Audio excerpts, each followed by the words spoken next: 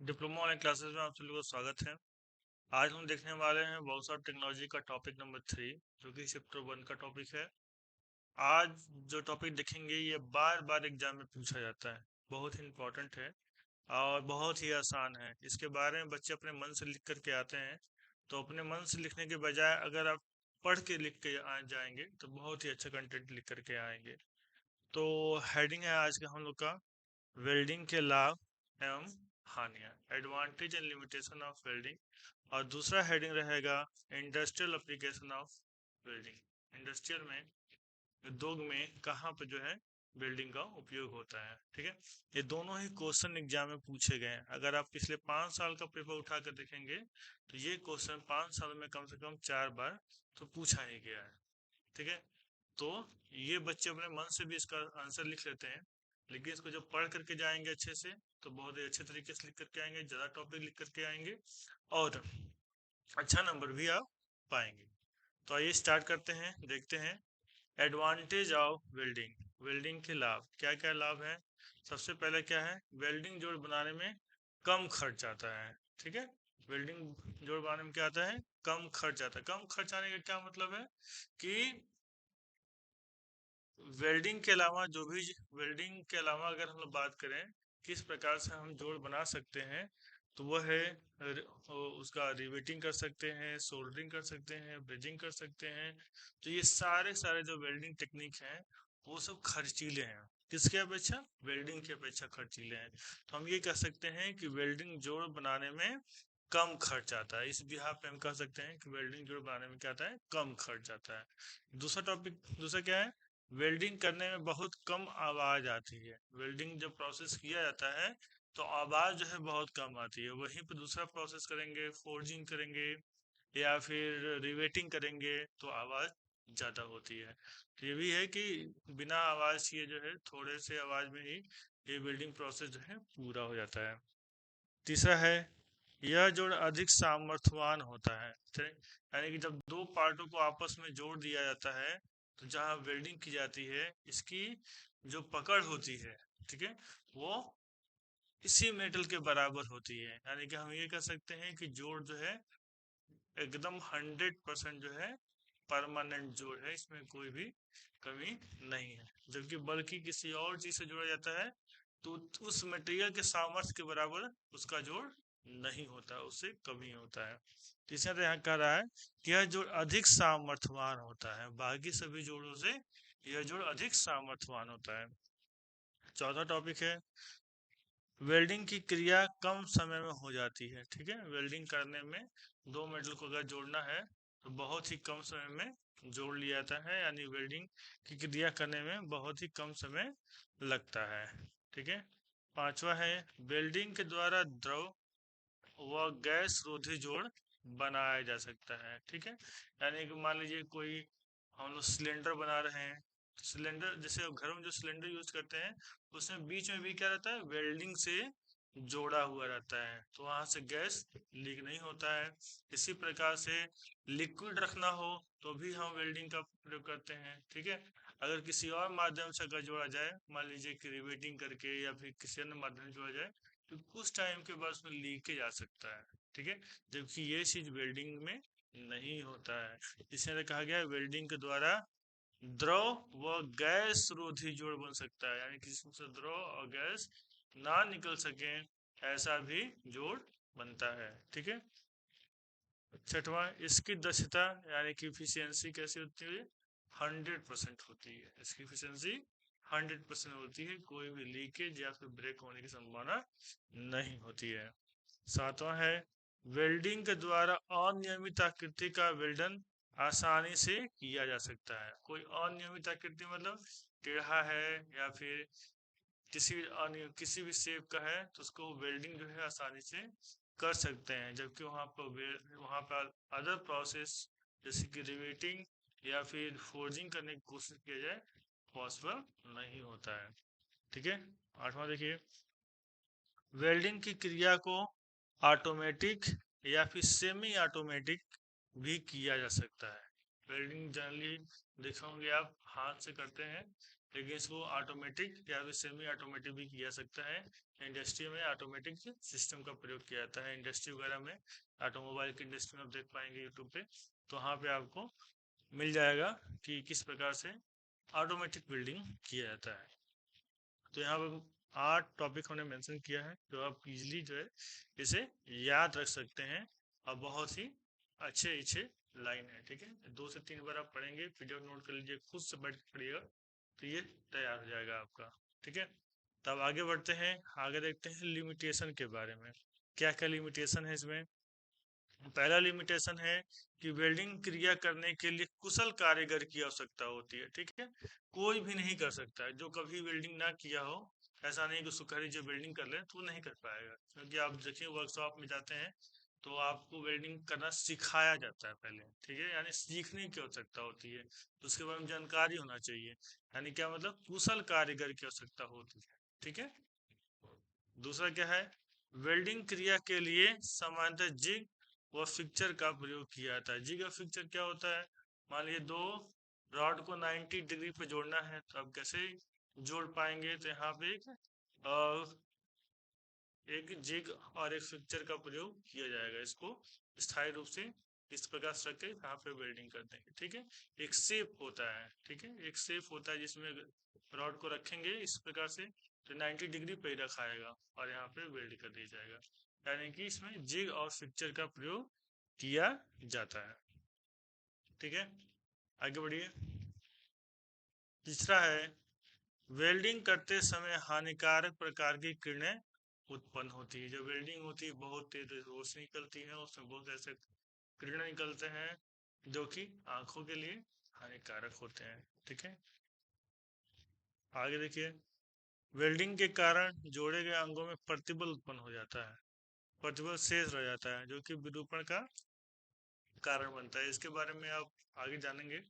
आप जो है मटेरियल साइंस जो पढ़ेंगे, इंजीनियरिंग मटेरियल, उसमें बताया जाएगा कि जो वेल्डिंग किया जाता है, जिस भी मेटल को जोड़ने में वेल्डिंग किया जाता है, उसमें स्ट्रेस जनरेट हो जाता है।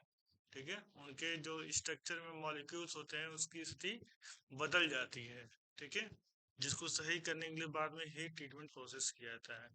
तो ये थोड़ी सी प्रॉब्लम वाली बात है, जिसका आप वेल्डिंग करेंगे उसके मॉलिक्यूल अपने अवस्था में बदल लेते हैं, जिसको सही करने के लिए इसी को बोलते हैं इसमें स्ट्रेस आ गया है। ठीक है, तो इसको सही करने के लिए हीट ट्रीटमेंट प्रोसेस करना पड़ता है। ठीक है, तो इसमें प्रतिबल शेष रह जाता है। पांचवा टॉपिक देखिए, वेल्डिंग जोड़ से उपजने वाला धुआं और छिटकने वाला पदार्थ भी हानिकारक होता है। वेल्डिंग करते समय धुआं निकलता है, उसमें चिंगारियां निकलती हैं, वो भी क्या होती हैं, हानिकारक होती हैं।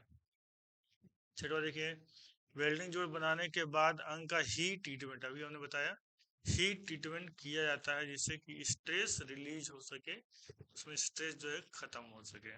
ठीक है, सातवां देखिए, कोर सज्जा करने की आवश्यकता होती है। कोर सज्जा का मतलब क्या, जब दो मेटल को आपस में जोड़ना होता है तो इसके कोनों को, इसके जो कॉर्नर होते हैं, इसको शार्प करना होता है, एक एंगल देना होता है जोड़ने के लिए, वी एंगल, यू एंगल।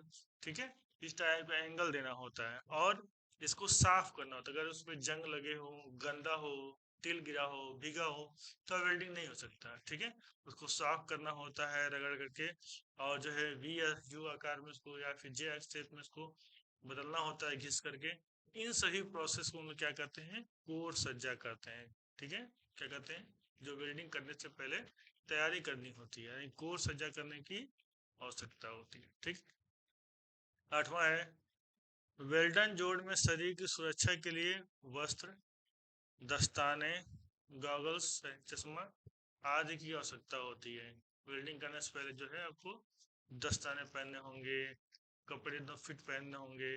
ठीक है, और जो चश्मा यूज करना होगा ताकि जो है सेफ्टी आपकी रहे। तो ये सब चीज़ों की आवश्यकता होती है। ठीक है, नौ देखिए, वेल्डिंग की क्रिया करने के लिए आंखों की क्षति पहुंचने की संभावना थी, इसलिए चश्मे का प्रयोग करते हैं। ठीक है, तो ये चीज हो गया उसके लिमिटेशन के बारे में, जिससे आप पहले भी भली भांति परिचित थे, अब कहीं ना कहीं चीजों को जानते रहेंगे।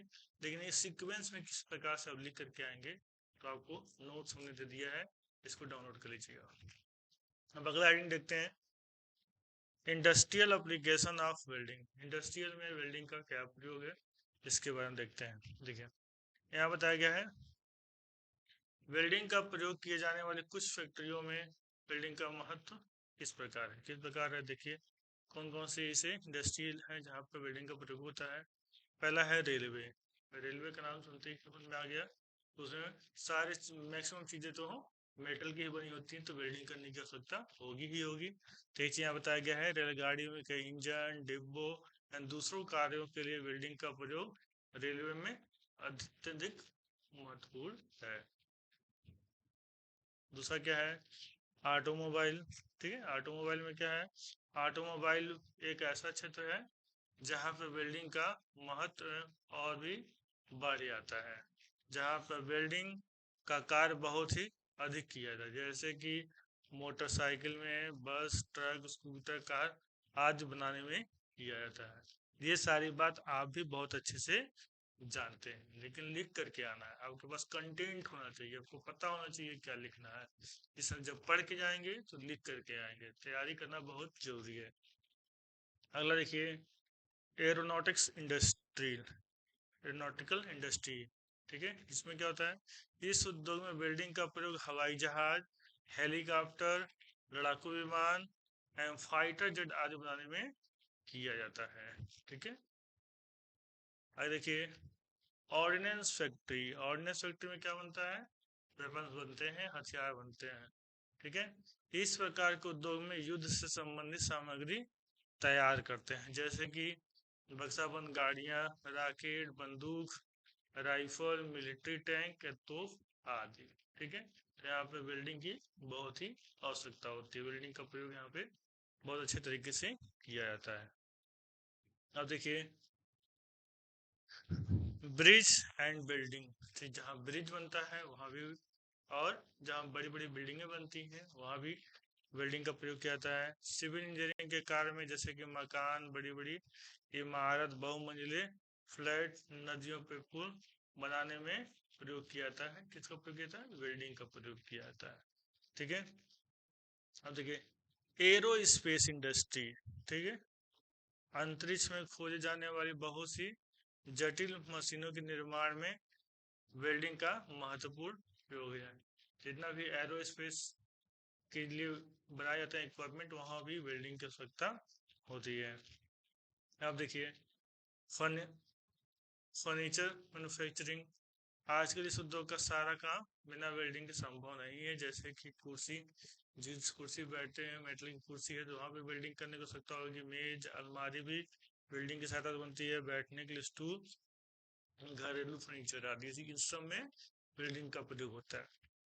इसके अलावा अगर आप पावर भी लिखना चाहें तो हैवी इंडस्ट्री पे लिख सकते हैं, स्मॉल स्केल इंडस्ट्री पे, और रिपेयरिंग वर्क, कोई भी चीज़ टूट जाता है तो रिपेयरिंग के लिए ज़्यादा है, वहाँ भी वेल्डिंग की आवश्यकता होती है।